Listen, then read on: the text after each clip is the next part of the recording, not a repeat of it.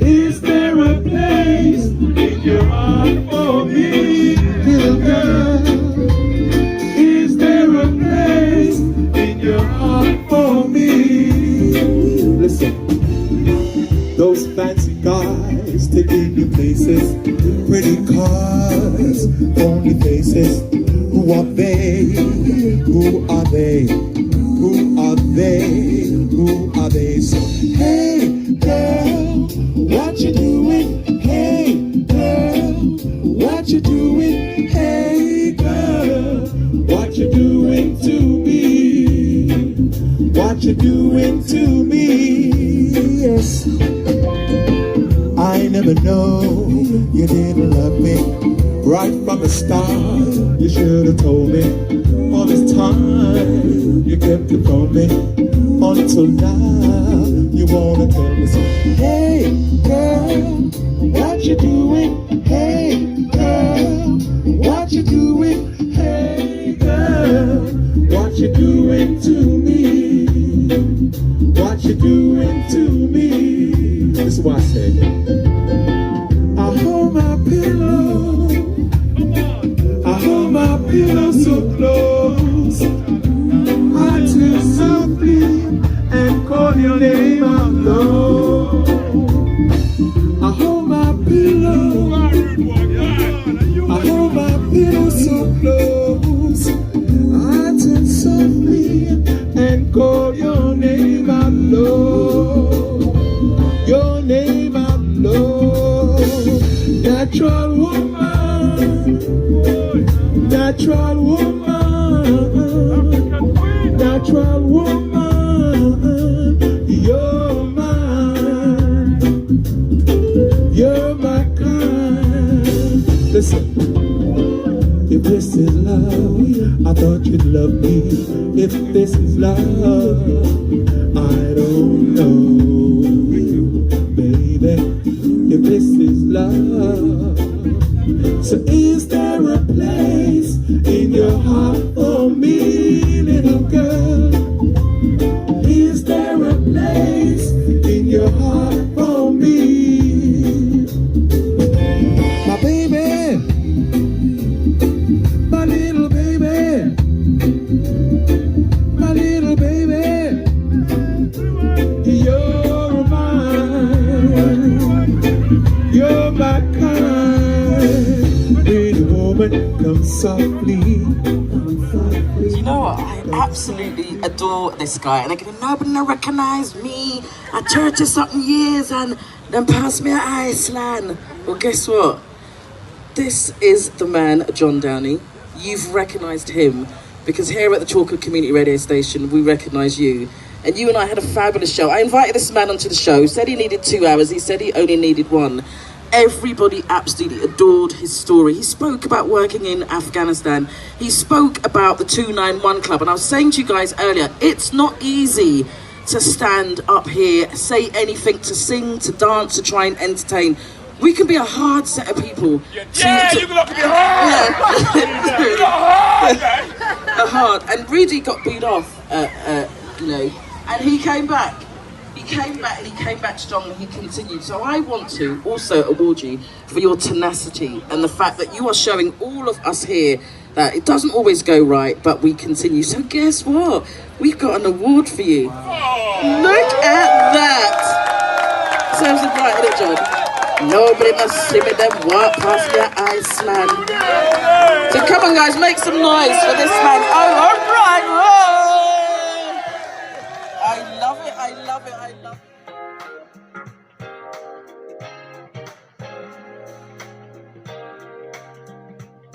Greetings, my name is Andrew Mohamed. I'm one of the proud directors of the Westside Young Leaders Academy, along with Kirsty, David and Mark. We are super excited to announce that we are opening a new academy in Lewisham. Jeez! What go on, brothers and sisters? Brother Andrew Mohamed there, licking shop from Babylon, the investigator. Go on, Papa G.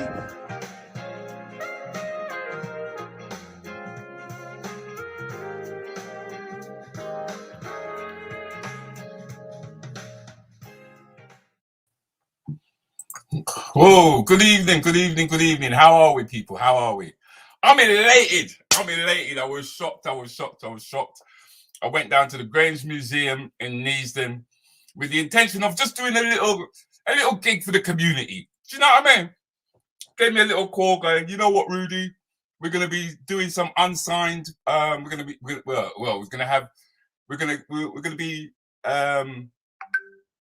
what's the word now? Words are escaping me for some reason, right?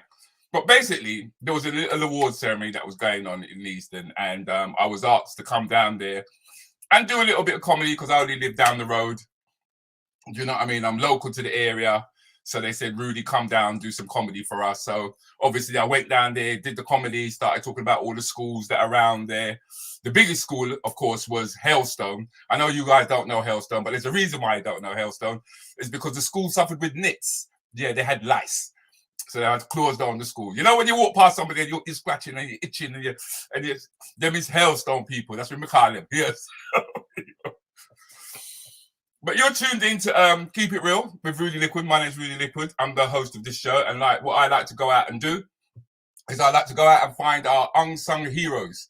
People who are doing things in our community who aren't, I guess they are recognized for it, but not in the way that I think that they should be recognized for it. Because at the end of the day, we used to sit down and watch This Is Your Life with Eamon Andrews and all of those kind of people. And I never saw none of my people, them up there. You understand what I'm saying? I mean, I never saw Victor Romero Evans sitting down on his couch having a chat. I never saw Norman Beaton sitting down there having a chat. You know what I mean? I never saw none of our people sitting down there having a chat. So because of the lockdown and the pandemic and everything that was going on, I decided, a bit naively, I might add, to put together a show that would highlight these people. Do you know what I mean? So that's what I've been doing. And obviously, I know you're all aware of who my guest is tonight. He's currently muted, so I won't bring him on just yet. Look at that, people already shouting out his name. Big up Andrew Mohamed, bless up Rudy. Big up Andrew Mohamed, bless up Rudy. Lick shot pon Babylon, as you would say. To be honest, I think this guy got a bigger personality than me, to be honest. So let's just say hi to all the people in the room. Simon, thank you very much for joining me once again, big man. Always a pleasure to have you because you always ask interesting questions. And I hope you guys have plenty of questions for my guest this evening. Also, Empress D is in the room. Empress D, how you doing, bless? Bless sis, bless. Bless sis, bless. Carol Samunda, one of the Ransom Bands crew, is in the room. Look at that. Real music, real emotional. Emmanuel, man. Emmanuel is a young comedian coming through. No doubt you guys will be seeing a lot more of that young man in time to come. So big up goes out to you, Emmanuel. Also, good evening goes out to Claire Tong, one of my favorite Ransom Bands crew members out there. Well, not one of my favorite. I don't want to upset none of the others. You know what I mean? They might get a little bit peeved. Julie C, thank you for joining me. Who's that? Never seen him before in my life. Shut up. Andrew, I warn you, right? They're feisty, yeah? So don't take no chat from them. When they come at you, right? Come back at them hard. Come back at them hard, rude boy. Good evening, Althea, all the way in Birmingham. Thank you for taking the time out. One of our sponsors of one of our shows, 15 Minutes with DJ Countryman and Rudi Lickwood. She's got hair like Rapunzel. She's got hair like Rapunzel. Rapunzel, let down your Nubian hair. And if she was to let down her Nubian hair, trust me, we could all swim in it. Milala. Verona, thank you very much for joining me, Verona. I've got to big up the Ransom Bands. I have to. It's a must. I can't believe this young lady told me that she was shy. Shy? She far from shy. You can't pick me, you know. You can't pick me and be shy. Right, you notice I didn't say kids. So Donna Ben's not in the room, but I'm sure she'll pop in later on. So I never said kids. I said picnic. That's Jamaican slang, apparently. Diane, hello, good evening, Diane. How you doing, darling? How you doing, babes? Looking lovely. Looking luscious, I might add, if you don't mind me saying. Extremely luscious. And all the way in Norwich, right? We've got Craig. How you doing, Craig? Craig must be feeling well good because him and Arsenal are holding up the entire Premier League at the moment.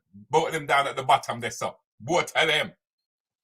Julia, evening from Norfolk. Yeah, you know what we say about Norfolk, don't you?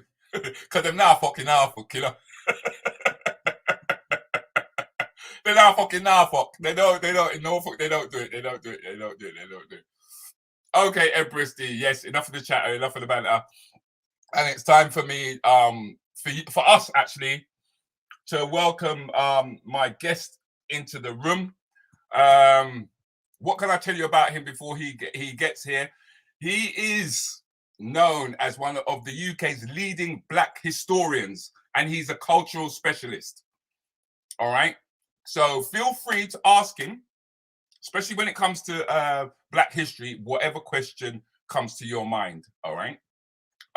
Please don't hesitate. I'd like this to be a two-way conversation. Oh my God, we got a comedian in the room. Miss Muriel Adoro is in the room. Hello, babes. How you doing? How you doing? Good having you here. Good having you here. All right. Okay, let's move this on and allow me now to bring my guest into the room. Please, can we get a nice round of applause for Mr. Andrew Mohamed? Bruv, you need to unmute, yeah? Yes. Excellent. Brother, you've been cracking me up, brother. I'm not joking. I agree with Miriam.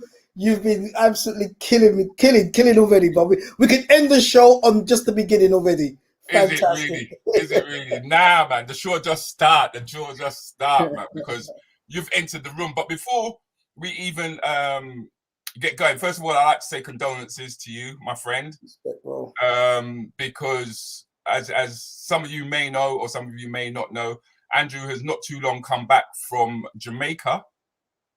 Because his father passed away, if I'm correct. Yes, sir. Yes, sir.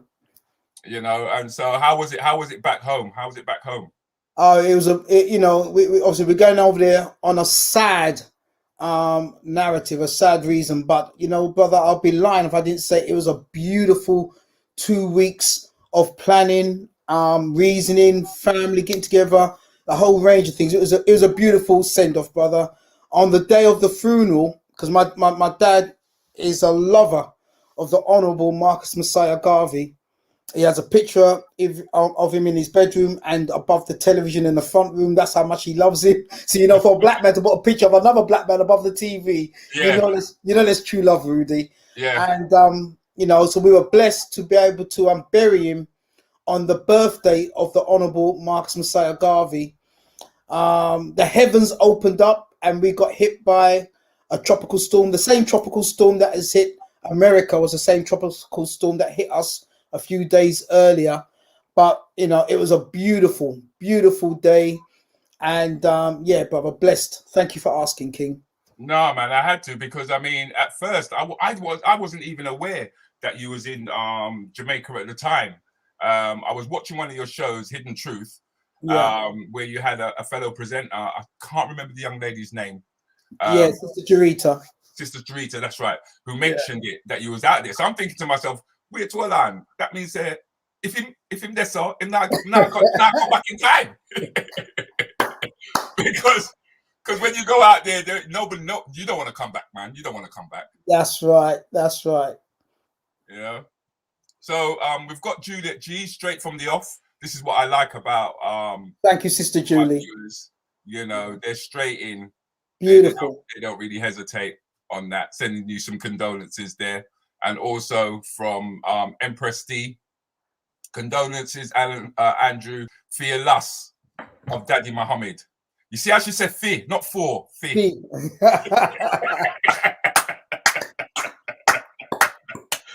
I love it when I see people writing patois, you know. I get such a joy. I get such a joy from it, you know.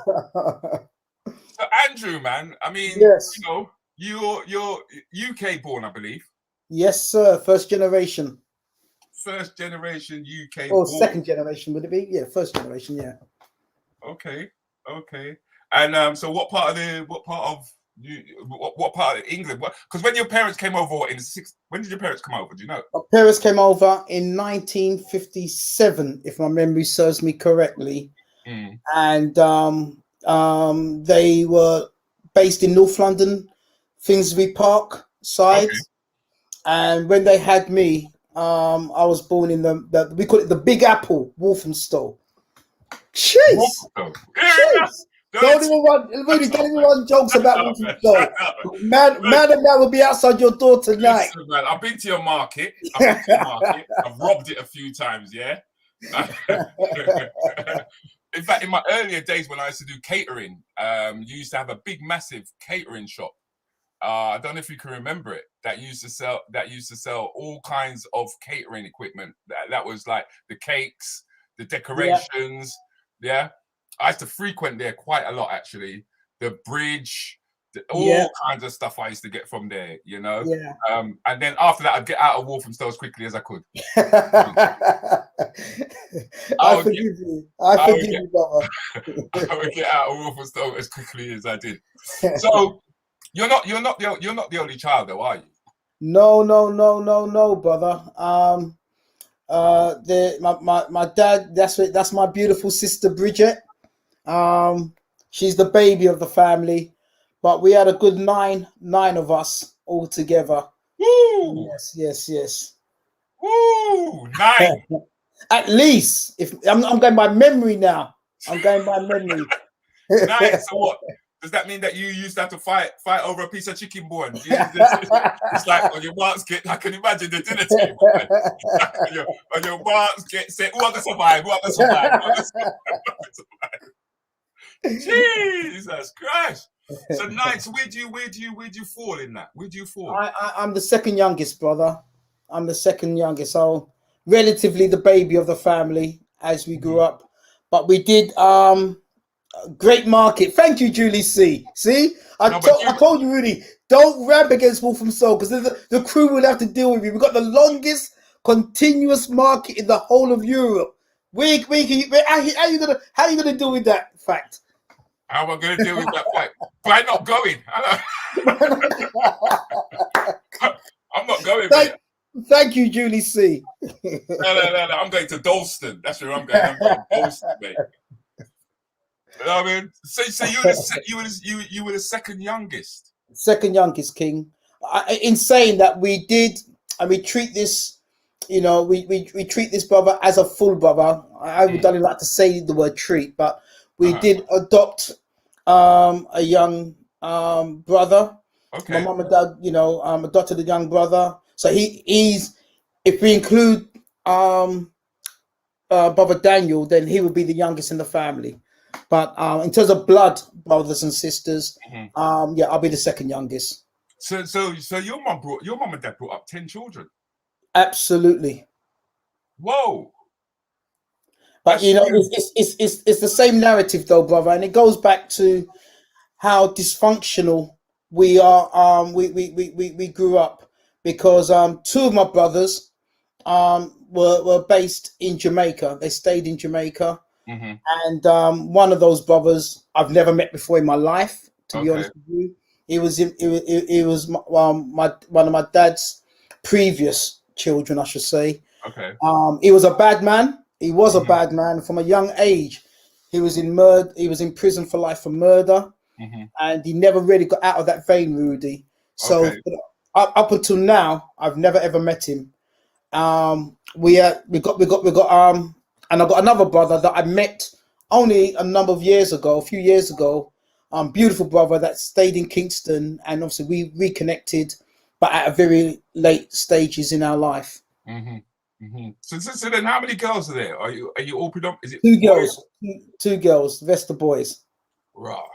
So that I take it that you guys had to cook, clean, and wash for yourself, or was the girls having a hard time? I was a part of the sport generation because when you got older, I don't know where you stand. This is what I'm picking up on. This is exactly what I'm picking up on. When you got all older brothers and sisters, they had the hardcore. See, now I must say, with that picture, Rudy, you're a bad man. With that picture, that's the baddest bike. Jeez, That's the baddest bike. No, don't ramp with that bike, brother. That was the baddest bike. And I'll show you how bad that bike is. It's got its own car keys already. Oh yeah. I didn't even notice the car keys. You know, I ain't gonna lie. I ain't gonna lie. So, I mean, many of us back in the day had a tricycle. You don't know. Many of us had a tricycle, but there was only very few of us who could do the two-wheeler, and I can see you got ready for 2 wheels.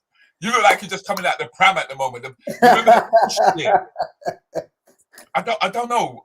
You know, did your brothers ever used to take the push chair and the pram and turn them into go-kart? Exactly. Yes. Yeah, because that was when you know, toys. We actually made toys. We made it. Yeah, we had to be creative. Absolutely, brother. And to me, you know, I know we'll probably get onto it a bit later on, but as someone who works in education and motivation and inspiration of young people, one of the saddest things, Rudy, on a serious note, is that with the so-called smartphone, it's leaving a lot of our youth quite dumb. It's leaving them without the ability to use the God-given gift of imagination. That's the greatest thing we got when we're young, is that brilliant imagination. We should nourish it and make it grow. But what's happening is that that creative force, that imaginative force, is being lost. And as you said, back in the day, we made our fun. We created our fun. It was a sign of punishment if you were just sent to your bedroom to stay in your bedroom. But now we can't get our children out of the bedroom. Right. You know what I'm trying to say? So, you know, I remember the days growing up, you know, on our street, everyone's on the street, you know what I mean? And it was safe. You know what I'm saying? We had our own games that we play on the streets, one park, you know, exactly, brother. And to me, see, that prepares you for later life, because again, we don't appreciate the one of the greatest ingredients to success, believe it or not. And even though I work in education, it may be hypocritical for me to say so, but one of the greatest ingredients for success isn't even your exams. It's the ability to network. It's the ability to get to know people from different walks of life. And being young and being able to be out on the street, you're networking, you're connecting, you're creating social skills that you will use later on in your life. But these days, sad to say, and I'm not being all negative about today. No, I don't sense it as you being negative. I sense it as that there are many different ways to learn. Absolutely, brother. And I think we're losing the social ability to connect and to know, because today, to me, it's not what you know, it's who you know. I know by picking up a phone, I can call a range of people, and that can take me on to different paths in life. It's the ability to get out there and know people, whether it's using technology or whether it's social skills. Okay, because you mentioned that it's dumbing down the children. I think it's dumbing us all down to a certain degree. Absolutely. I remember once I used to say that I used to put my hand on my phone, right, and I used to go, I know everything. Yeah. Yeah. I don't have to study. I don't have to think. I just got to go. Touch of a button. My hand on the phone. Touch of a button. Touch the button. Boom, boom, boom, boom, boom. Done. Yeah. But if you were to, if I went to the shop and, you know, it's like I bought something and it costs £4.73 for argument's sake. Yeah. I give the man a tenner. It's going to take me about a good 15 seconds to work out what my change should be. Yeah? Yes. Whereas I can remember when I was 6, maybe I tell you how much that change was before the money even left my hand. Thank you. And just to back up that point, brother, the days before we had a mobile phone, we had to remember numbers off by heart. Think about that. You know what I'm trying to say? So if you're going to phone home, if you're going to phone your cousin, if you're going to phone your brother, your mum, whatever, okay, you knew you picked up that phone and you're dialing that phone from memory. That's muscle memory. Yeah. These days, people can't tell you their own phone number without struggling sometimes. You know what I'm saying? Yeah. They got to go look in their phone. They got to go look in their phone. I mean, I don't know, because like with technology, it's like, even though we've got all this technology, as you pointed out, it's almost like we've actually gone backwards. Absolutely. You know? In many respects. You know, and I guess as a historian, which we will of course definitely get into, it's something that you most probably can see time and time again, considering in terms of just from the point of view of what civilization was like, Yes. right, during the pharaohs dynasties, the 20, is it 25 or is it 27 Yeah. dynasties? Yeah. Civilization as a whole Yeah. has actually gone backwards. Absolutely, brother. And I know that we're gonna get onto this again. I know a bit later. Sometimes I may be jumping the gun. No, please, it's all right. Allow it to go. And I apologize if I do, brother. Yeah. But you know, as someone who failed all of their exams at school, and that's the honest truth, I failed all of my academic exams in school. I was blessed to meet two phenomenal people later in my life. I still remember their names: Emmanuel Kai, a beautiful Nigerian brother, and a brother called Desmond Corliss. Now, they were what I would consider professional ravers. You know, back in the day, you can rave, but you got certain people that took it to an art form. You know what I'm saying? You know what? You say certain people, there are still people. They rave every single night. There are still people who are out gosh, there. Why go there, brother? There are still people who are out there. Why go there, brother? See, these are the days I'm talking about. Totally damn fool, man. You know what I'm trying to say? Absolutely lost. And that is the same brother I'm talking about that failed all of his school exams. Just a damn fool. Thinking that you're cool, but you're not cool. You know what I'm saying? Looking back at life. And it was these two brothers, Emmanuel Kai and Desmond Corliss, that I couldn't understand how they were professional ravers. No matter where we went raving, they were guaranteed to be there Monday to Sunday. Yeah, night moves, 4 aces, parties in Brixton, doesn't matter where it is, they will be there in the corner somehow. But yet at the same time, I still rave a lot. Yeah, but somehow, Rudy, they were A-star students. They literally smashed about 12 back in those days. It was O-levels. O-levels, yeah, O-levels, SEs. Yeah. And they had A-stars in about 11 O-levels. And I couldn't understand how they were ravers, every night raving and smashing all of their exams. And I one day had to ask them the question. I said, look, don't mind me asking you, man, how did you maintain your raving and smashed every exam as young black men? And they said, Andrew, don't you understand the shortcut? I said, what do you mean? They go, we cheated. So I said, oh, you know, me, Rudy, I'm not a bad man. Yeah. I'm afraid like puss. I'm going to be honest with you, brother.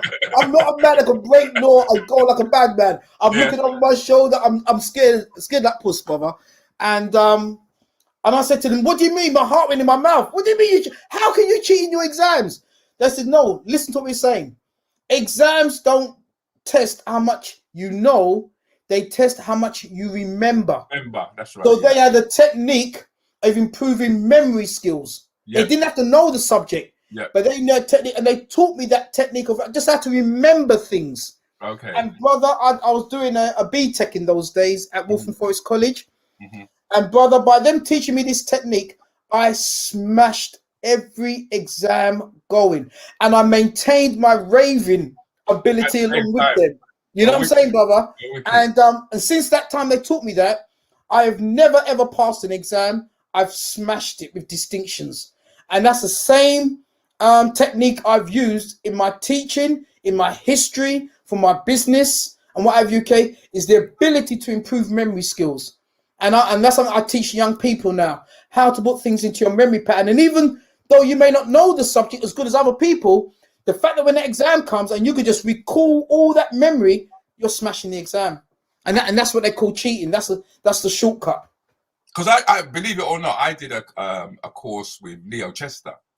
Okay. It was an actual comedy course. Yes, I can imagine. But at the time, what he was teaching us was how to remember things via using pictures. And that's a part of it, brother. That is a part of it. That is a part of it, brother.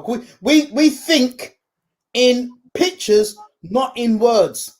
If I said to you, house, you don't in your mind say House. You picture a house. If I said milk, if I said your grandmother or your mother, you don't spell it out in your mind. You picture it, and that is really now you're going into the science that I'm talking about. Is well, take us straight to the pyramids. Exactly, brother. And that's the science. That's why when we talk about hieroglyphs, the word hiero means holy, glyphs just means pictures. So we, in our original languages, we spoke in a picturesque message. We spoke in a picturesque way. Yeah, and that's us as a people. We are people who learn or are phenomenal visual learners. And unless our parents and our youth understand that, they will never be successful the way that they can be successful. We've got to take back our learning techniques and our learning mechanisms, and culturally reapply ourselves back into our academics. We don't that's something that you actually hit something just now, and that was you associate what you're learning with your culture. Because absolutely. I think the disconnect for quite a number of us is that there was no connection. What we were learning wasn't connected to our culture. So when we were learning like history, I found history boring. It was like, what's it got to do with me? It ain't got nothing to do. It ain't got nothing to do with me. When it, you know, but it wasn't until later on was when I wouldn't say awoke, but as I got older and I became a little bit wiser, to the world around me, I become a hell of a lot more interested in history, because it wasn't until I knew about the history did I knew where I was. Yes. And did I knew what I was up against. Absolutely. And did I begin to even understand the fight that I was having. I didn't even know I was having. All I was saying was burn down Babylon, but I didn't know what the frig I was really and truly saying.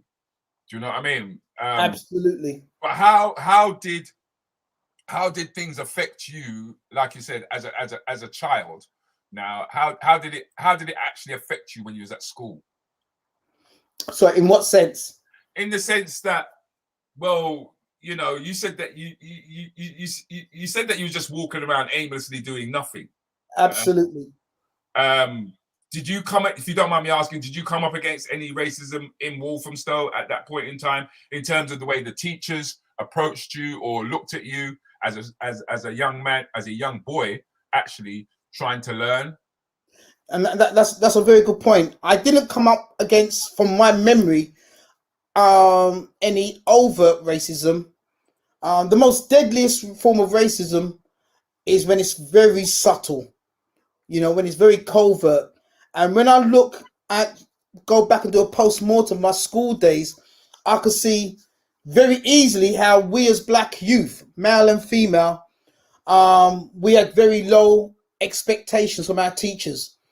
We were literally siphoned off into the sporting arena, and we loved it. We loved sports. We loved football. We loved, our sisters loved the netball and what it became. We got the biggest cups and trophies. We were just sport and play orientated. And I can see now, looking back, the European children, and sometimes I would say the Asian children, were more pushed to the academic side. And so we were not overtly said, okay, you will never be XYZ because you're black.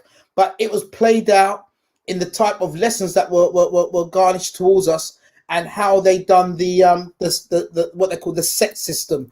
We were always in the bottom sets, and by being in the bottom sets, you're going to get the worst teachers. You're going to get less facilities in your class, and you're going to get a situation whereby no one actually really believes in you. So yes and no. We didn't have overt racism, but very clearly by our secondary school, we could see that, as black youth, we were expected to behave a certain way and go through a certain line of schooling, and we accepted it and we played a part of that. So then for you, was it just about larking around? Was it just about just having a bit of fun? Was it just? I'm going to say this now to everyone on the platform. I'm doing a disclaimer against what Rudy's doing to me right now with these pictures. So there is a legal battle taking place behind the scenes between myself and Rudy, because the way he's dropping these pictures. Look at you with your Kodak in your hand. That's a Kodak Instamatic camera. That's a Kodak Instamatic camera. 007 used to use them camera there. Oh gosh, look at that. That's a skiing hat I'm wearing, ski glasses. I mean, it's foolishness. You know what I'm saying? But that was it. And I will say, Brother Rudy, and to the listening audience, that I left school with no ambition in life. You know, when I look back, I couldn't say that I wanted to be an architect. I wanted to be a businessman. I wanted to be a teacher. I left school with no aspirations. I just thought, as long as I can get a 9 to 5, doesn't matter what the 9 to 5 is, and you know, rave on a Saturday night, mum's cooking on a Sunday, rice and peas and chicken. That's what life's about. Yeah. You know, but I think we all used to live for the weekends, though, Andrew. I think most of us lived for the weekends. I mean, it wasn't about. There was. I mean, the dream that I remember being sold was basically having the 2.2 kids, the house and the car. That Absolutely. was the basic dream that was sold. That once you had that, then you'd achieved everything. Kind of like reached, you know. Absolutely. And that. Yeah, there was no further to go. It's like there was no real place to go after that. But can I be honest with you, Rudy? I didn't even believe that I would achieve that. That's the point I'm making. Wow. I really, I'm being honest with you. I'm being absolutely honest with you right now, brother. I had no self-belief. I was a good joker, ran around, you know, in the football team, ran around with bread dreams, whatever you can. But deep down, and I knew this, I thought I was going to be a failure in life. I thought that, you know, my highest point was just to get a job. And and you achieved that. Yes, that was with the help of my brother, because again, my first job whilst I was at college, and that's when that was my changing point, to be honest with you. All this time down, my change, because I failed all of my exams. I thought it was because I was not academic, but I've got a fantastic brother. I think you may know him, Michael. He's 6 years older than me, and he was one person that believed in me. And I would like to say this to everyone that's listening. If you've got one person in the world that believes in you, or if you could be that one person in someone else's world that believes in them, that can change the whole of the world. The only reason why I'm here today was because my brother believed in me, and he said to me, I'm not going to allow you to go down a path of nothingness. And he got me a job in Harrods after I failed all my exams. That's it right there. Back in '86. With your afro. With my afro. That was me, beloved. And just a little side joke.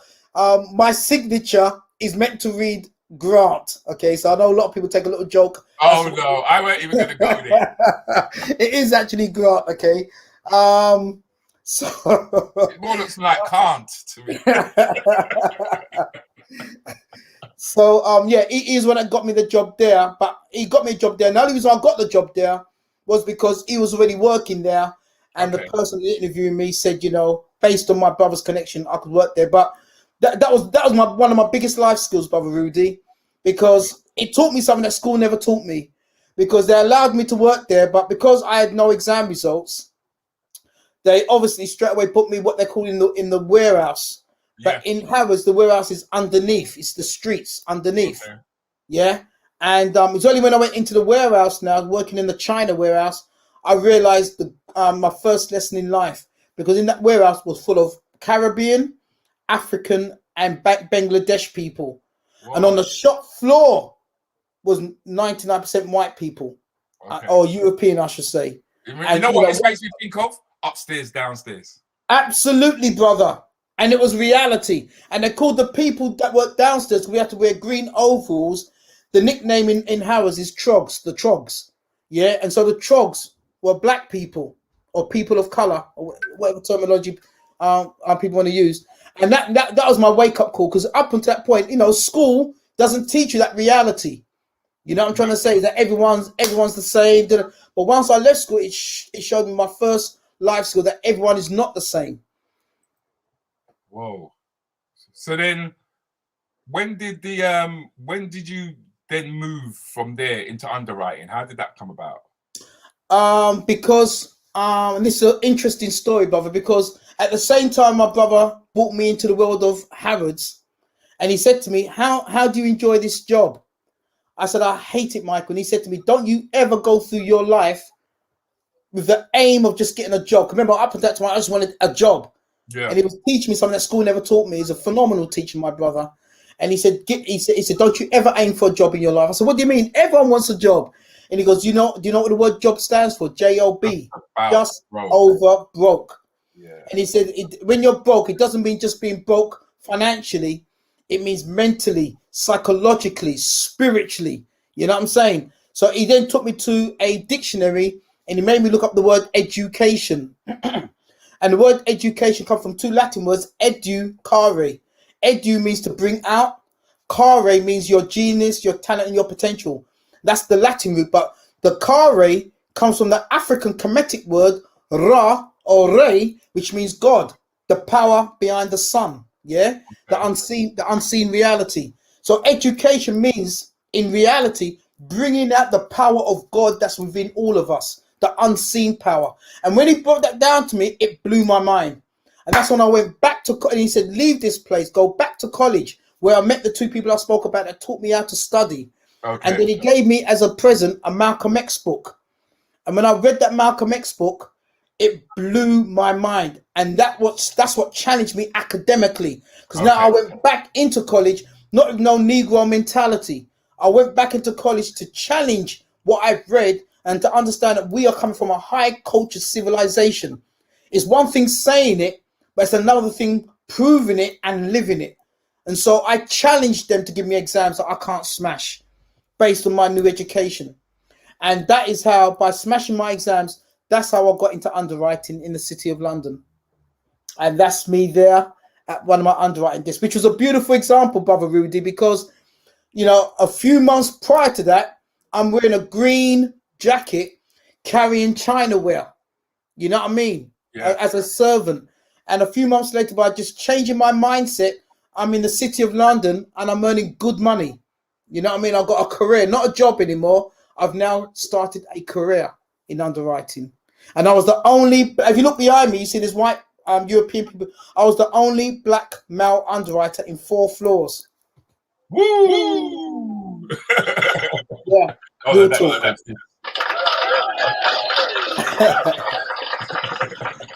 that deserves flowers, man. That deserves flowers, Respect. you know. Because you mentioned something earlier on, as you were talking, which is where I actually kind of like met you, and that is that spiritual belief, that sense of, I mean, is because I met you as a Nation of Islam man. I didn't even meet you as an educator. No, that's not how I knew you. That's not how right. I knew you as somebody that I would avoid selling the final call. Run a mile. And the bean pies. Yeah. And all the man them in a suit. Yes, and the bow ties. that is the Andrew that I met. And because my mentor is Leo Mohamed or Leo X.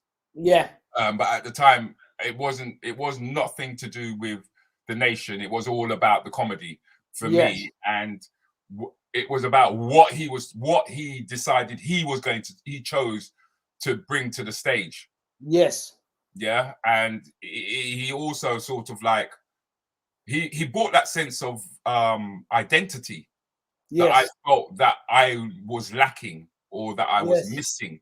Yes. Yeah. And he started connecting a lot of dots in my mind's eye, because the book that I read that woke me up was a book of Marcus Garvey. Right? And when I found out about the Negro Improvement Association, right, I went straight down to Yasantua in Labrador Grove, looking for it. I'm looking for it. I'm like, where are these people? Where are they? Who are they? Who are they? You know what I mean? And then all of a sudden, I started seeing all the black warriors. You know what I mean? Yes. Shanti. I started seeing all of these pictures. I started seeing all of these people, and it started to prick my memory. But how did you fall into the Nation? How did that happen for you? That's a very good point, brother. Because after my brother gave me a book on Malcolm X, and it wasn't the autobiography, because most people, got introduced onto consciousness by the autobiography of Malcolm X. I didn't come for the autobiography. He gave me a book on. It's called Black History, just a Malcolm Okay. X black book, and the history is what turned me on, made me very excited. And I'd never heard of Nation of Islam, Black Muslims, or anything like that. And then one day in 1985, I still remember it, in 1985, on the BBC News, they were talking about this man called Farrakhan. And in 1985, the news report on BBC, and actually taped, I still got a copy of it, they were justifying banning this black man, Yeah, this black yeah, nationalist from America. yeah. And they showed literally about a 10-second clip of Minister Farrakhan saying, "You've killed your last black man when you killed," and he listed off all these black leaders that have been killed in one way or Okay. another. And he said, "You see this black man? This is one black man you will never kill."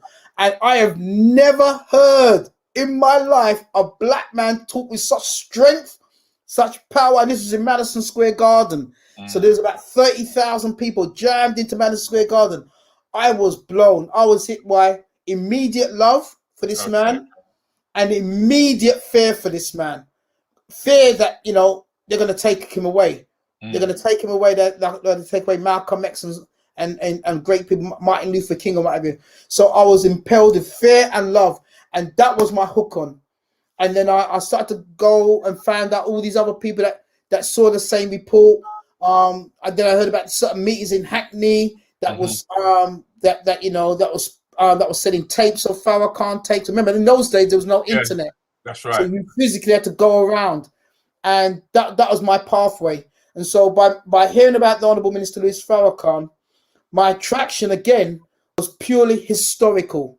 I saw that what this man was teaching historically was the medicine for my people. I felt that this was the medicine. I was not interested in the religious part. I was not a religious person. In fact, I was shunning religion. Even though my mother was the greatest spiritualist I know, she was a Pentecostal Christian, and she's one of the greatest people in my life ever. So I didn't shun it, but I didn't like religion. I just thought religion was just a lot of fairy tale. Oh, that's my beautiful mother. Thank you, brother. They call her Mrs. G, and So that's where the Papa G come from. that's where the Papa G comes from. She's Mrs. G, the original one. Okay. I'm a photocopy, brother. Okay. She's the original G. And brother, we were searching for the nation in this country. The nation didn't exist. And so my mother, my beautiful mother, who was spiritual, my beautiful father, who was a Garveyite, political, they allowed us to open their house, brother. And we started the Nation of Islam in the UK in my mother and father's house. And that's how I got to know. Yep. The original. That is literally the home, the birth. And most people don't know this, but I don't really speak about this. Yeah, I know, Andrew. I know, and that's why I feel that it's so important that we get to know the man behind the hidden truth. Okay? Yes, sir. That we get to know the man behind, because we're gonna talk about the seminars. We're gonna talk all about those things. Yes. That you're getting, that you're currently doing, because you don't talk, you do. Okay? You don't know, Andrew. You don't. You do. Okay? You don't talk. You do. Yeah. So that's why that's why I do these shows, because I want people to get behind. I want people to understand that the foundation that you stand on, especially when you're talking to our children, right? Sir. And our children's children, is not made of quicksand. Yes, sir. And more importantly for me, that you're Black British youth. Yes. Yeah? You are me and I am you. So there are no the one thing that President Obama has put forward to me is there are no excuses. Absolutely, bro. No excuses. There's none. None. There's none. It's done. It's done. I mean, we could talk racism all day, but that him basically said, that's it, finish. It's not an excuse anymore. it doesn't mean that it doesn't mean the obstacles ain't there, but it's done. Yes, You sir. know? And so to look at what I want people to understand is to see that we have this root. It's coming out of your house. Yes. Out of your home. Yes. It's coming from your cultural background, your mum, your dad, who are coming from the Caribbean. Obviously, you know, they are more than likely connected to Ghana, if anything. Absolutely. Absolutely.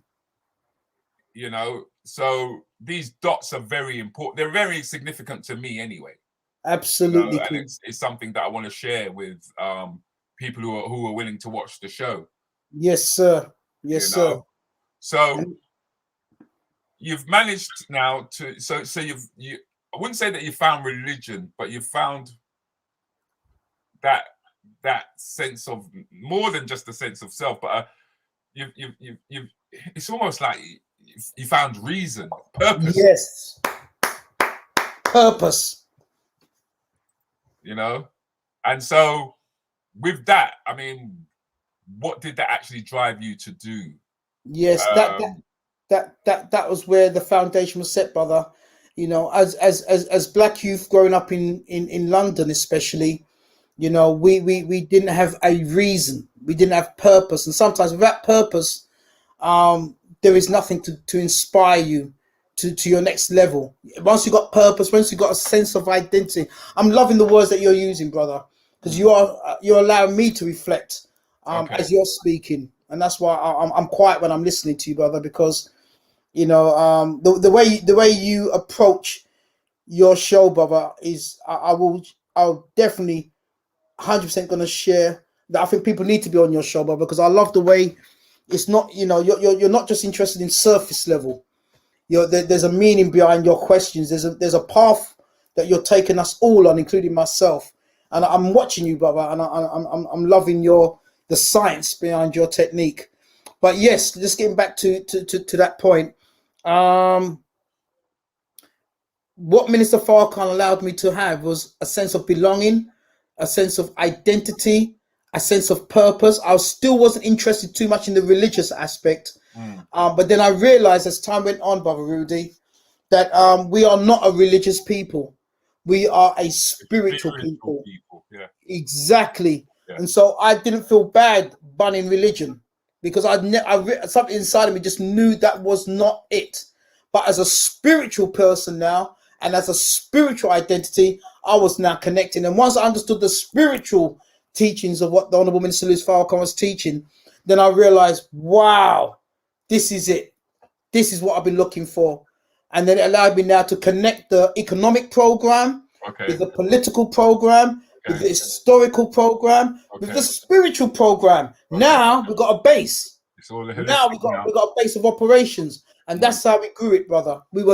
We were nutters back in those days. From that one house, we were so committed to the program that 7 days a week, and I say the words again, 7 days a week was nothing about studying, nothing but studying and producing works. And that's how I got to know, you know, when we started off moving out of the house into doing various meetings, we started off in Tottenham, and from Tottenham we moved to Brixton, and that's when I met with the Leo Mohamed. In those days, it was just Leo Chester.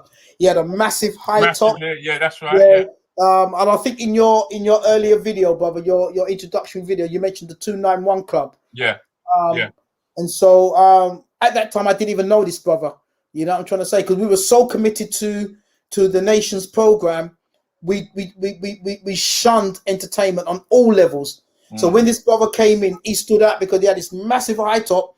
He had, you know, he just looked different, and it was very, very dark. But he also had this. He had this persona, bro. That's what I'm talking, brother. And I noticed it, and even with yourself, brother, you find out that and it's not just yourself and brother Leo. This to me applies. It's a law in life. I've realized that our best. I use the word comedians. Okay, in essence, those who are gifted with talent of making people laugh, don't get it twisted. They are the most serious people on planet earth. Don't bust the secret, man. Don't bust it. Don't bust it. Don't bust it, bro. So as much as they, we're on stage, you see them on stage, and we're cracking up off the stage. They're very, very serious, and I saw this firsthand in Brother Leo. You know what I'm trying to say? Yeah, and I realized, but this is the man that is making everyone laugh at 291. But off the stage, man, he ain't playing.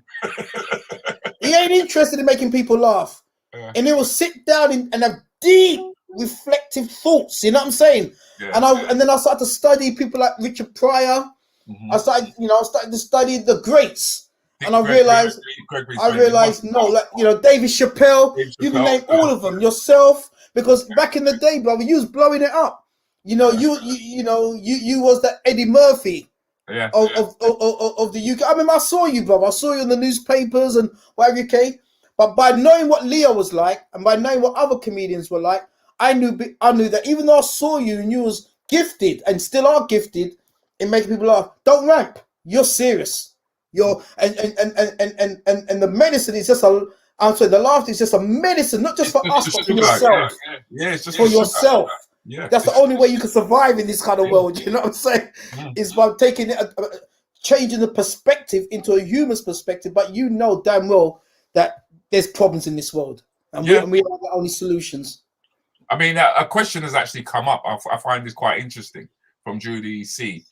Do others find your mantra and ethos challenging? Oh, that's an interesting. I've never been asked that question. That's a really deep. That's a. I hope so, Julie C. I want to give a shout out to Brother Lendon. I just saw a message from Brother Lendon. We're supporting his business. That's why I want to give a shout out to Brother Lendon. Phenomenal business mind, and he does a catering service, a food service that's nationwide. So I want to big him up on that score. But going back to Julie C. Yes, sister, I pray that people do find my mantras and my ethos challenging, because the greatest enemy, and I say this again, the greatest enemy for your individual success and our collective success is an easy life. You'll find that anyone and everyone who's made anything in life had to be challenged. Oh, brother, you got some goods on this program, brother. I didn't know Marcus Simmons is on. Listen, Marcus Simmons, man. I know. You got some bad people. No, you got some bad people. That's why at the end of the day, like sometimes there was a time when I used to watch the numbers, and then I stopped watching the numbers and I started watching the quality of people who were coming in. Yeah.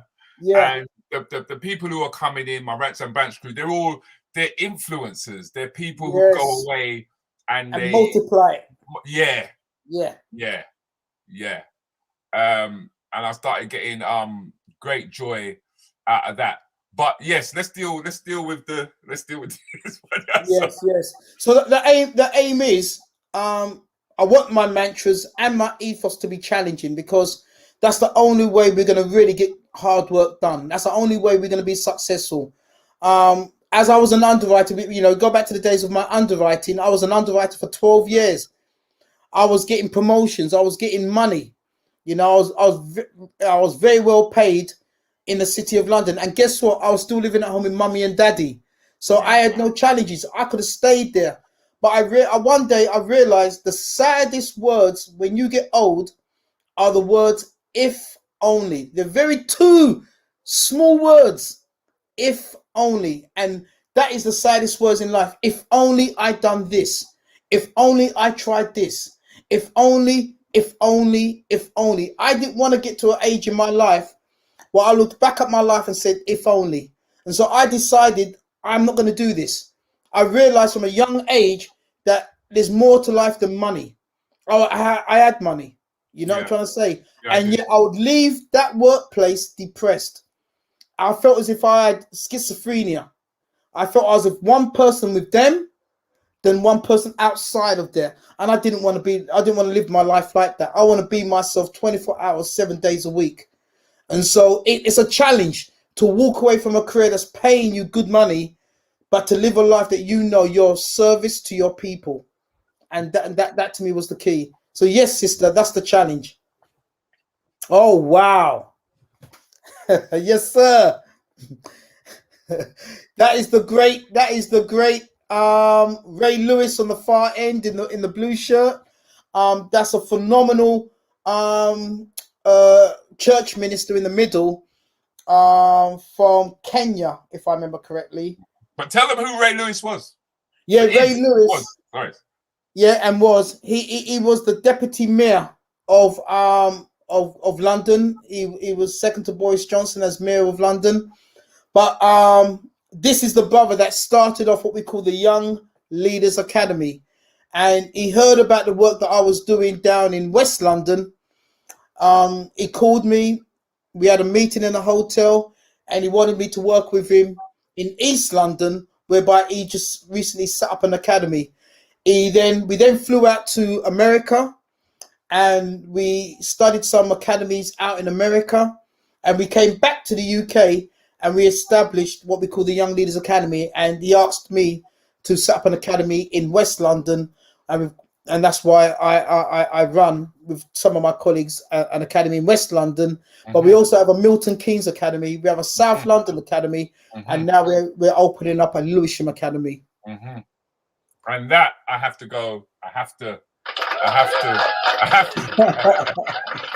give you flowers for that, bro. I have to give you flowers, because how did that all come about? I mean, you moved from underwriting into education. How did that transition? That's a beautiful question, brother. I'll try and make it as brief as possible. Sure.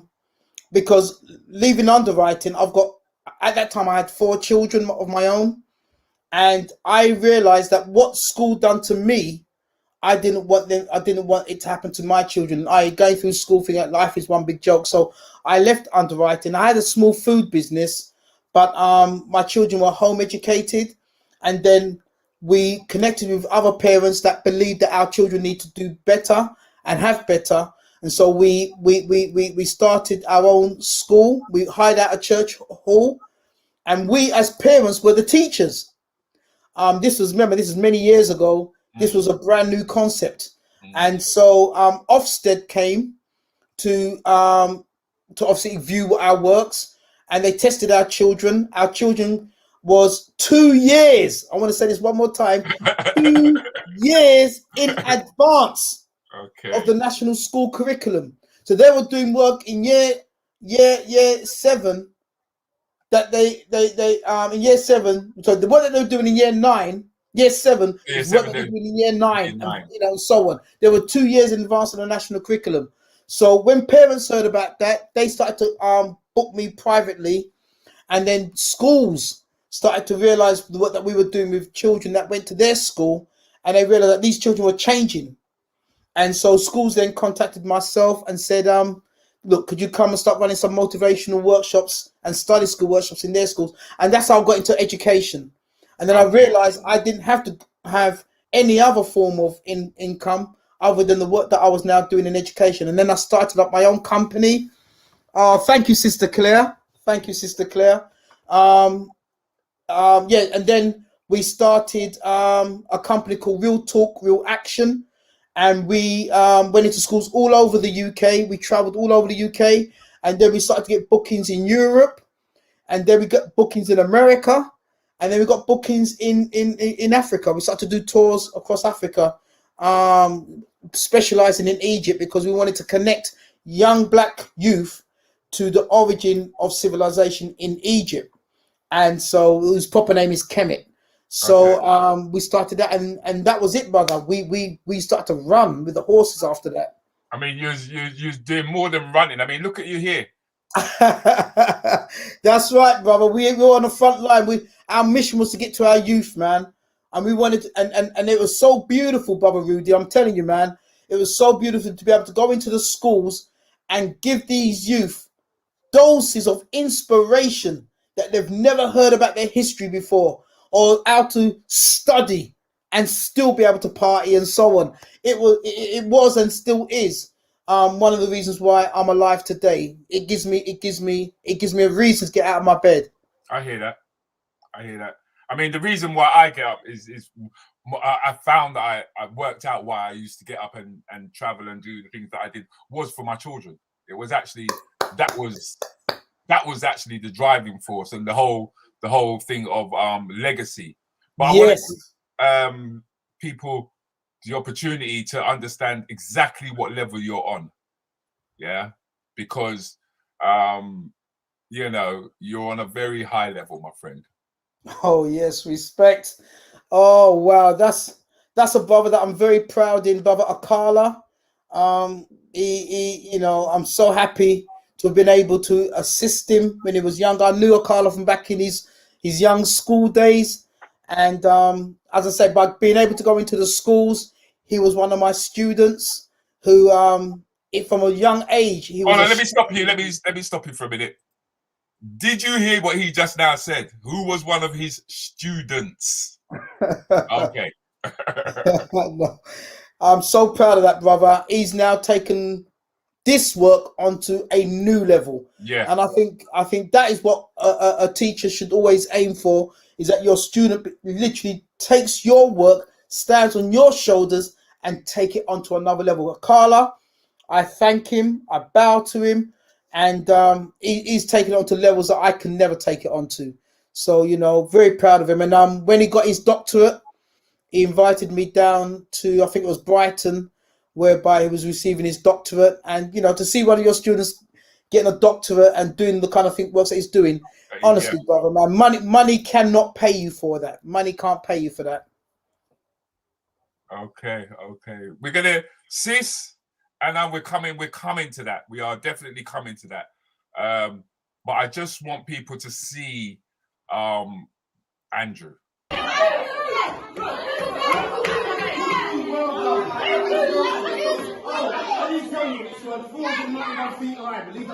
How many Empire State Buildings? Wicked. Okay. Over. Who built the Great Pyramid? Good. Nefu, well done. She done it. Over. What is the name of the king who built the labyrinth? No. Brother, you've been so brilliant, brother. How many rooms was in his house?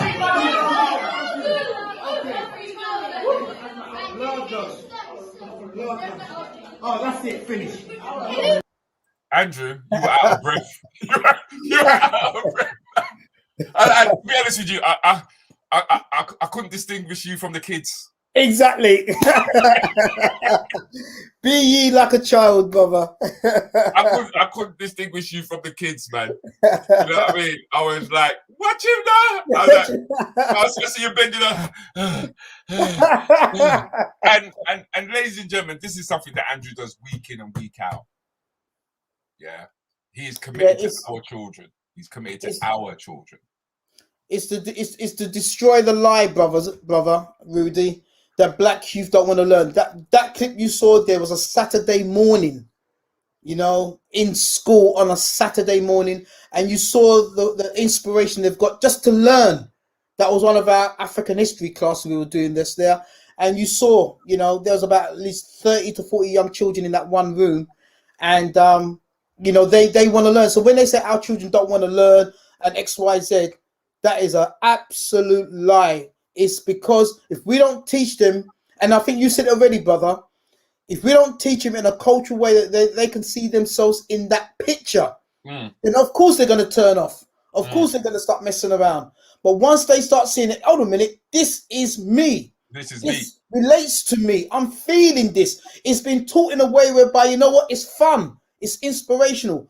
Brother, we have to kick our children out of the class because they just don't want to leave. They just literally don't want to leave. They're having so much fun, and guess what? They're learning at the same time.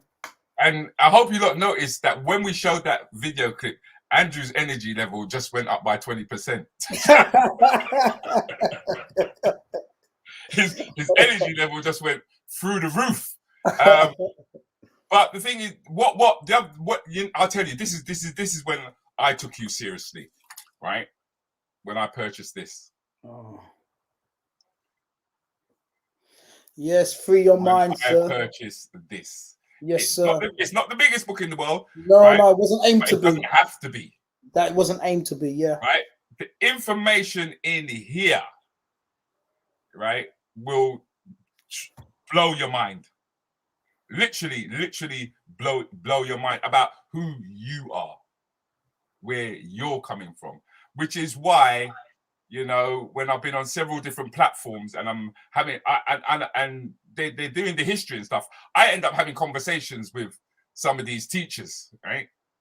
And I put my hand on your book and I swear, you know what I mean? Nah, man, you don't know where I talk about. Oh, you see this? You see this? You see this now? All right, we know what I talk about, you know. We know what I talk about. And I start, and it's not because I'm being big-headed or whatever or anything like that. It's because I truly connect with the words and the way you've said it, because there's British dialect in there. Yes. That I can 100% relate to. I think it's nice when you could read fantasy and go off.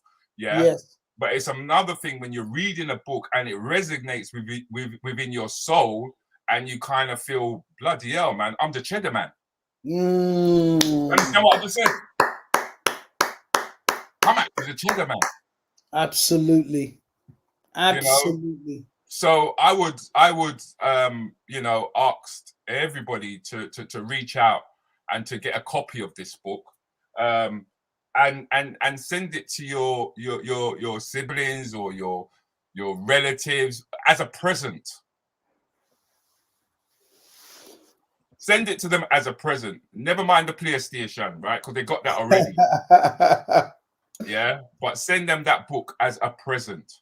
Yeah, is that book still available by any chance? It's still available, yes, sir. Still just going to Amazon, or you go onto my website, theinvestigator.org.uk, and you can still get that book, brother. Okay, so let's talk about The Investigator now. How did he come about? Yes, very good question, big brother. I'm a lover of movies. I'm a lover of films. I'm a lover of serial programs, and I love detective programs. And one of my greatest detectives, believe it or not, is Columbo. Okay. We remember that from back in. Oh, Sister Anne Marie. One, sister. Assalamu alaikum. He was pushing me hard to talk about the book, you know. I was like, wait, hold on, sis. Hold on. We've got to take this thing in levels. I was like, we've got to take Anne Marie was up there, right up there going. Anne Marie's one of my G's. She's been with me for donkey's years, beloved. She's always been on the front line of liberation for our people. Always. Enough respect, sister. But yeah, so I grew up on Columbo, you know, Kojak, Hawaii Five-0, all them kind of programs. Ironside 9 wheelchair. Come on now. Wheelchair. Yeah, Ironside. I love all those 70s. I used to bust joke and think his shoulders are going up because he finds it funny. And then you find out he's in a wheelchair. He's actually in a wheelchair. And I actually, watching Ironside for so many years, I actually believed he was a disabled man. I couldn't believe one time when I saw him in a movie and he's walking around. Yeah. I was actually freaked out. But it was programs like Columbo that made me appreciate that walaikum salam, my queen. That made me appreciate that you know, never be afraid to ask questions. Never be afraid, because Columbo, every episode of Columbo is exactly the same. It starts with a perfectly executed murder. They actually show you how intricate the planning was behind the murder, but then comes Columbo. You understand? And it's not a who done it, it's how did he get to the answer. Right. And it's beautiful. It's beautiful the way he questions, the way he analyzes, the way he perceives body language. And I realized, wow, that is what we've got to be. We've got to be like an investigator. Because, you know, in a nutshell, Brother Rudi, you know, the people that have put us in this position are not idiots. They are not fools. They're far from it. Far from it, brother. And that's our biggest mistake, if we ever believe that. And so for us to get out of 400 to 500 years of bondage, don't you think that they've already planned booby traps for us in finding out our identity, our culture, our history? So what we got to do, we can't just think, okay, I'm going to learn about my history. No, be prepared for booby traps. Be prepared for red herrings and whole range of things. In other words, dig deep, study, and analyze what you're studying. and that is how the term investigator came about. Okay. Yes, Because I yes. know one of your favorite movies to break down is The Matrix. And that's where you got the term "free your mind" for the book, brother. You know, free your mind literally is the term from the Matrix, in which Morpheus Okay. says to Neo, you know, Neo says, "I know what you're trying to do." This is the martial arts scene. He goes, "I know what you're trying to do," and Morpheus says, "Yes, I'm trying to free your mind." And I believe that that's what this program's about, Rudy. You know, you talk about keeping it real. Another way of saying keeping it real, free your mind. You know what I'm trying to say? I think the work of all of us in on the platform that we have, brother Rudy, our aim should be to free the minds of the people so they can be and see the world for what it really is. Yeah, I can't say no on that one, because I mean, you know, it makes me feel high and it makes me feel low all at the same time. It's just that I know that we've got such a long journey to go. I But know. I think one of the pluses I have to give the internet though is that it's given us access to information that we would never ever have had before. Absolutely. You know, Absolutely. and because I know we're coming towards the end there, and there's so much more to talk about, but sometimes I think it's best to leave people wanting more. Yeah. And it's not only the children that you educate. Yes, sir. You also educate people like myself. Yes, sir. In terms of like healthy eating, in terms of what's going on around the diaspora, in terms of being an African. Yes, sir. Right? And so, could you tell us a little bit about this? Yes, we call it the hidden truth because the truth is always out there, but it's hidden. Yeah, it's not a secret; it's hidden, and so we are part of the platform that we do. Apart from the education work that we do in terms of the schools and the children and the academies, we personally believe that we must educate the wider community. So we brought in a lot of events called Hidden Truth, and as just like yourself, brother, with the COVID and the pandemic and whatever, okay, we moved a lot of our operations from the physical realm to the virtual realm. So we have workshops, we have shows. I try to do it like a show, like yourself, brother. I think we both come from the same psychology and methodology, because to me, our people also want to be entertained. Right. And so to just to, I think sometimes where we go wrong in the conscious world is that we want to be serious and militant all the time. It just doesn't work. You will get the converted, yes. Yeah. But I'm not interested in just the converted. Yeah. I want to get the mainstream of our people. Mm-hmm. And so with the Hidden Truth, we include entertainers. We introduce. In fact, I'm gonna ask somebody in the comments to put up the your website or Zoom details. Okay. Fantastic. I'm sure that is it Sis Anne, if you could put that into the comment section for me, I'd appreciate that. Just put the Zoom details or the website details for me. Yeah. And because tell them about your Tuesday show. Tell them about your Tuesday show. On Tuesday shows we have a weekly show. We have many different events under Hidden Truth, but on a weekly basis, just like yourself, we have shows every single Tuesday by the grace of God. We've not missed one. 6:30 on the dot. I yes. get my little notification. We open the doors at 6. Show kicks off at 6:30, and we drop a lot of relevant information, history, but we also invite various guests. So tomorrow night, for example, thank you, Sister Empress. Give thanks all the time, Sister Empress. Tomorrow night we have Leroy Logan. For those of us who watched the Small Axe series of movies that was on BBC One, Small Axe. One of the stories was about Leroy Logan, who was a police officer whose dad was beaten and beaten up by the police, but instead of turning his back on the police, he actually decided to join the police and change it from within.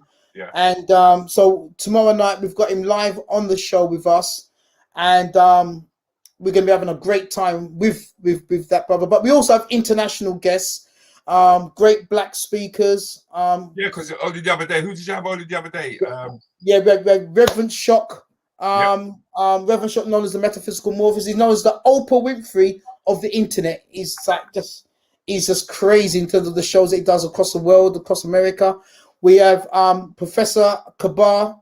That's the brother. Again, That's the brother. That's the brother. Of Hidden Colors. Oh, We've had Wanako Rashidi, who sadly passed away a few weeks ago. We've had Professor Leonard Small. We've had Dr. Baba Buntu from South Africa. So we try to make it a global event every single week. Last week we had a brother, Brother Paul Steele from New Zealand. So we're trying to connect with different communities from all over the world.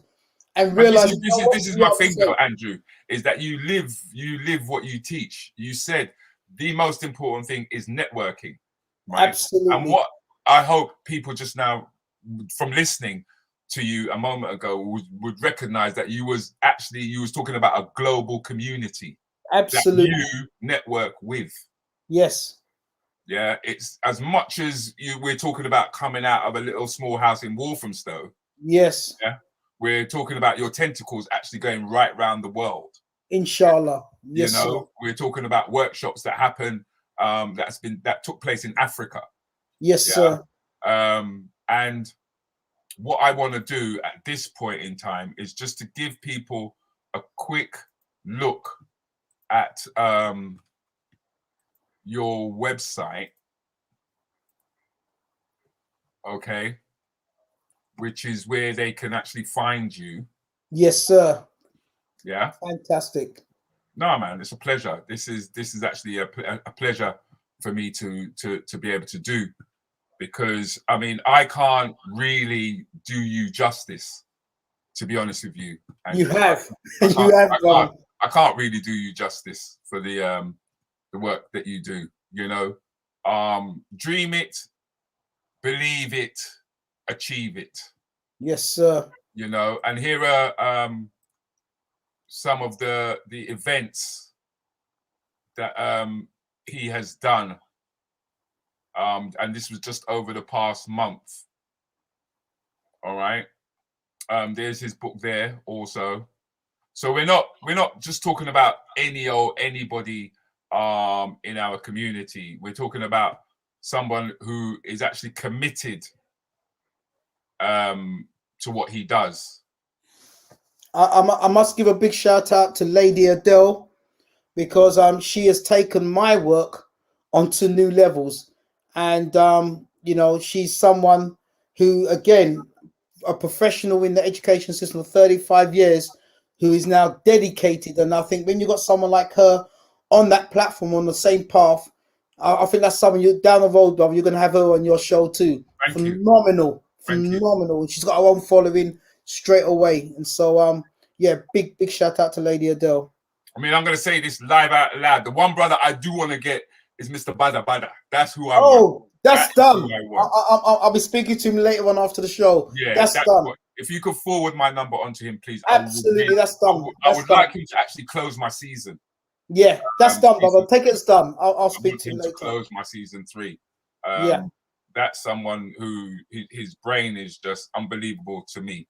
You know. Absolutely. Now here's where I like to give everybody the opportunity now, because we've done over the hour. Because normally I don't take up more than your time than an hour, but there's no way that you could have said what you said in an hour, and we haven't covered. There's so much there's so much that we haven't covered. But there was a question that came up earlier on. And I was not ignoring you, Carol. It was just about the timing. Yeah. If anybody's got any questions they'd like to ask Andrew in the next 3 minutes, could you please put them in the comment section now? Here's a question that came. This question was a lot earlier on. The question is, what's your secret in engaging young black men onto your program? As we know, it's not always easy to keep their attention. Brilliant work you're doing. Well done, and continue uprising. I think you kind of answered it, but I don't want her to feel that I didn't. Yes. Can I just thank Sister Caroline for asking such a beautiful and poignant question. Fantastic question, Sister Caroline. There are various levels of secrets, to be honest with you, that we use. One is that when it comes to especially young black men, and it's something that the school system does not appreciate. Black men by nature, young black boys I'm talking about, and young black men, they are by nature competitive. The school system tries to destroy this competitive. Oh, we're all the same, don't you know? No, our black men thrive on competition. So in my classes, I make them very competitive. And there's prizes as well. Many times there are prizes, yeah? And so I use the competitive nature. That's why we're good at sports. That's why we're good at, the various aspects of using arts and craft, because it's a competitive element. We can also make academic learning competitive, yeah. And there's a certain way that we can do that. So my classes, I make sure that we have a competitive nature to the class, because once they leave school, they're gonna understand that life is one big competition. One big competition, yeah. It's one big competition, and our children are living in the matrix, an unreal world at school, thinking that they can mess around, or they can be lackadaisical. They don't have to do their homework. Oh, it's okay if you come. No. Life ain't gonna be like that when they leave school. And so we make our classes very competitive. That's number one. A second technique that we use in our classes, and maybe I shouldn't be saying this publicly, but a second technique that we use. And it wasn't something I invented. This was taught to me by a very great educator in America that started the Young Leaders Academy. He says, anytime you enter into a class, always look for, how can I say? I use the term, the number one top cat. You have to find him. You have to find him. In every class, there's a hierarchy amongst their own youth. Yeah. Amongst themselves. And if you get that one youth who may be the biggest troublemaker sometimes, yeah, but the aim is, this is a technique, you've got to get that one youth on your side. How do you get him on your side, or how do you get her on your side? You look for anything that young youth does, and you give a reason to praise it. There's no child that doesn't like being praised. I don't care how bad they may come across to you. Once that child, and that's praise, it's got to be a sincere praise. But they could be doing something so small, and once they realize, the teacher likes me, or I'm acknowledged for what I'm doing, even though I may be the person that's always in trouble 99% of the time. But this one person, when this person comes to my class, he admires what I do. Yeah. Before you know it, when that person in your class and he carries the weight and the juice amongst the others, you know what happens? That person becomes your lieutenant. Yeah. And anyone who messes around, you don't have to say anything. That person will get them in line, or that person will literally make sure that everyone else enjoys the class. Because this is one class that I enjoy. Therefore, everyone else is going to enjoy it. And believe it or not, it works day in and day out. Day in and day out. I think Verona, he's kind of answered the question in terms of empowering our boys. The competitive nature, he uses that. How do you teach them to know themselves? That's different. Yeah, it's similar in many respects. But Verona, again, that's a good question. How do you empower our young boys in society? One thing is and I think Brother Rudi said it earlier on, whatever we teach, it's got to be relatable. They've got to be able to relate to anything that you teach, regardless whether it's maths, whether it's history, whether it's science. Teach in a way where they can see themselves. Use a certain language that they can connect to, even if you're trying to move them up or across to another line of vocabulary. But meet them where they are first. Meet them where they are first. Many times when you go into schools, the children are operating on FM, for example, and the teachers are operating on AM. Okay. There's two different signal levels. No, we must go to them and bring them across. Secondly, what we do in our academy, we show them that education ain't just about being good in the class. We show them how it relates to the real world and how they can be successful in the real world. So we teach them financial literacy. We teach them aspects of things that they're not going to learn. And then what we do, you're saying, oh, you're fantastic, you're the original man, you'll come from a high culture civilization, but yet come 16, 17, we drop them. No. we try to arrange apprenticeships for them or internships. So many of our young people that come to our academies, they know by working hard with us, yeah, they're laying the foundation for when they leave school, we're getting them an apprenticeship. Because a lot of companies actually come to us looking for leaders. Because remember, we're a leadership academy.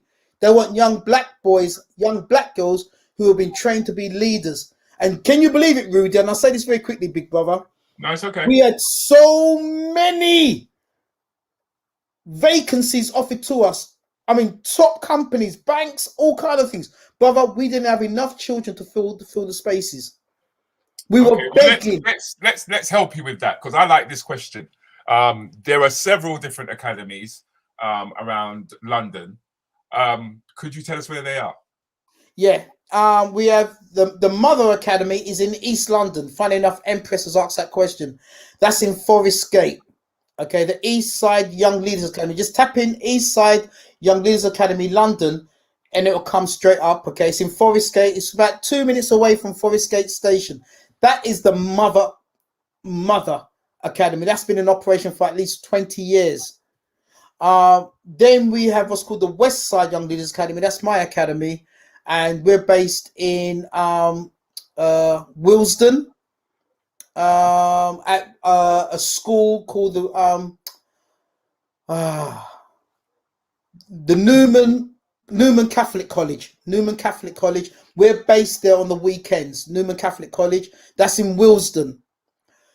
We are opening a new academy in Lewisham, and that, believe it or not, Rudi, that is going to be based in the top private school in South London. It's called St Dunstan's College.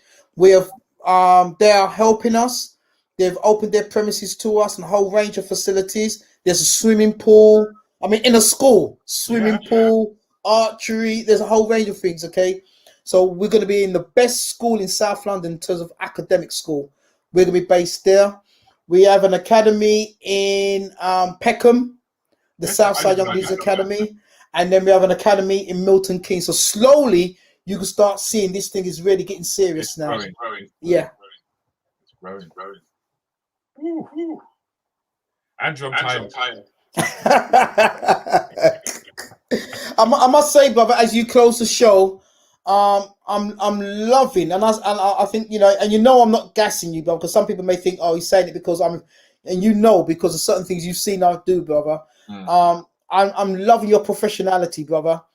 The way you're presenting this whole show, the I'm looking at everything, the graphics, the whole shebang, how you're bringing in your videos, brother. You're ready for the BBC. You're ready for the ITV. I mean, that's if you want to go there.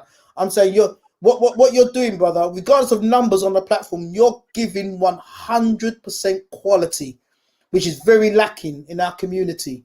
Yeah, I've got to commend you, brother. And I saw this even just in your advertising for the show, not my show that I'm on today, but in the past I mean, remember I texted you, I said, brother, this is serious. Yeah, and I hadn't seen the show, but just the avatar, I said, this brother is not playing.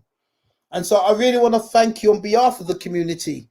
And I can see why you got an award at the beginning of the show. Okay, brother.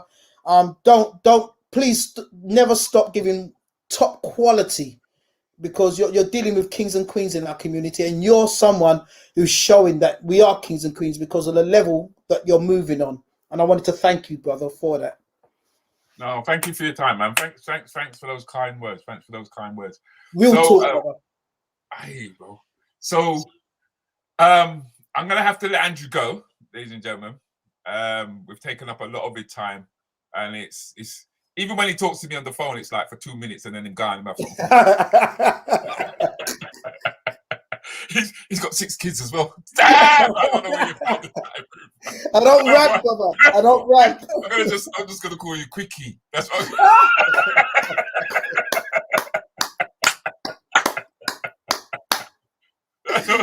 That's what I'm gonna call you, right? But ladies and gentlemen, please don't forget, okay, to like the page. All of those people who are on Facebook. If you are on YouTube for the first time, please do subscribe. As you can see, I've got 28 subscribers, so I do need more.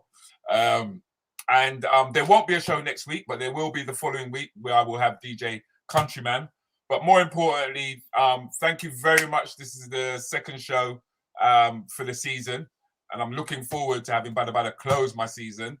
I'm on that, Bo. Yeah, and please do, Andrew, continue doing what you're doing, man, because it believe it or not, it's not just you influencing children. You actually influence people like myself, you know. And if you influence people like myself, and I'm 58 years of age, I can imagine the amount of people underneath me that you're having. You don't look like a day over 30, brother. You don't. Trust me, I am. When I go up and down the stairs, and I hear. You got some good genes, brother. Fantastic. I know, sir. I reached there. So thank you very much for joining us, ladies and gentlemen. And please do tune in to me in 2 weeks' time. Andrew, thank you very much for your time. Thank you, ladies and gentlemen, good night. Andrew, don't go away, okay? Okay.